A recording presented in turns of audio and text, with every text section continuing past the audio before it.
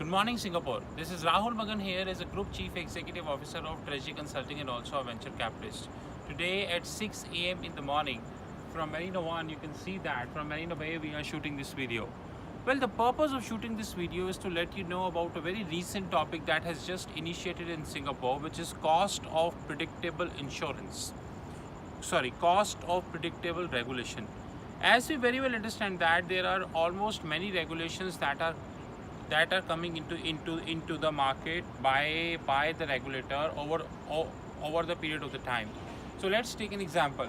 We have fundamental review of the trading book, which is coming somewhere in 2022.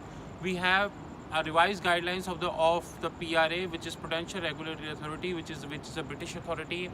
LIBOR is set to phase out in 2021 August. Monetary Authority of Singapore 610 is going to come somewhere in 2020. On the contrary, the Basel III norms and the XVA valuation adjustment going to be live by 2023. So there is a big action that is set to happen in the next 2 to 3 years in the regulation front. Apart from that, the most worrying factor is the Bitcoin. Not the Bitcoin, is the blockchain impact. How the blockchain would be cope it up, we don't know, because there are a lot of things which we cannot decide. We need a regulator in between, we need the parties in between, we need the users in between to decide what exactly would be the case. So we do not know about it, that neither we are commenting. But cost of predictable regulation is something which will let you know that what would be the estimated cost of that expected regulation that is set to come. So take an example. Let's talk about fundamental review of the trading book, or let's talk about the upcoming which is basically the norms for Basel III, which is getting live. As you very well understand that there are multiple norms of Basel III which are getting live. In fact, the entire Basel III framework which will get live again in 2023, irrespective whether you like it, you do not like it. Like Reserve Bank of India said that they're not interested to have the Indian accounting standard this year, so they are postponing this to next year. But that doesn't mean the same rule will apply for the Basel III. You have to adapt, because it's a global compliance. Now there is a cost to it. Now that cost is a part of your PNL, and that of cost is of course a debit. It is not a credit cost.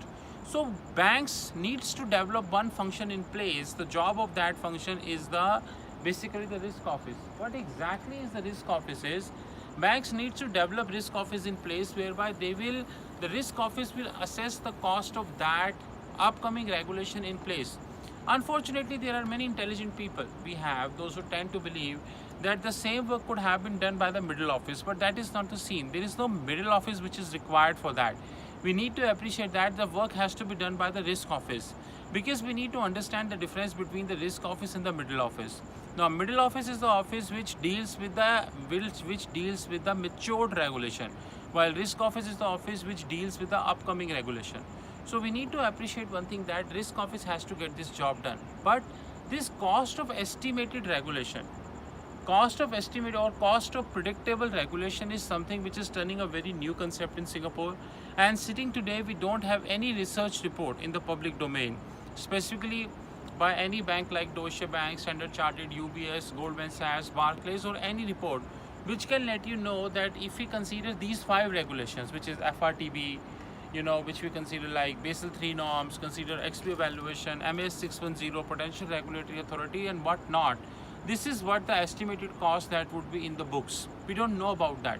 Henceforth, we are winding up this video with a very new concept we have in Singapore, that now the role of the risk office of the bank is to compute the cost of predictable regulation.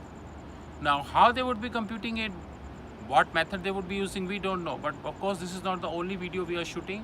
We keep you posted about the recent developments. Since we are a Singapore-based company, we keep you posted about the recent development as far as the cost of predictable regulation is concerned. With this, Treasury Consulting would like to thank you very much. You know my mobile number, 919899242978. You know our fixed income platform, www.fixedincome.global. And once again, good morning, Singapore. Look at Marina One from your side. We thank you, Singapore, for giving us such a wonderful opportunity to be there. Thank you. Have a wonderful time ahead.